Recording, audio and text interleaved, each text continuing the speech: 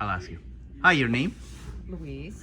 So you were just telling me something about you had a situation. Tell me a little bit what happened. So I overexerted myself running, and I got a shin splint in one of my legs. Okay. And I used the green gorilla balm, Mhm. just the regular one that Right. you have, and the bio deep Essence, deep tissue deep repair tissue oil. alternating them, and it really worked well for the pain and healing the muscle. How long did it take for it to work? It took it's taken kind of a week using it. I mean, right away I felt it. Right. Okay.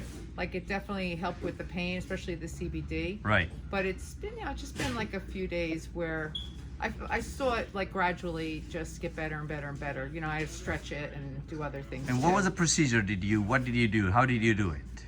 I mostly just at night would put both of them on together. Any procedure like together, meaning one first, then the second, anything like that? It kind of varied. Okay, I mean, got it. sometimes I just used one or the other, and Right. sometimes I used both. At night before I went to bed, both. Right.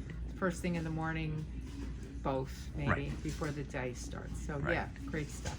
Awesome. Thank you. How would you rate it from 1 to 10? 10. Thank you very much. Okay.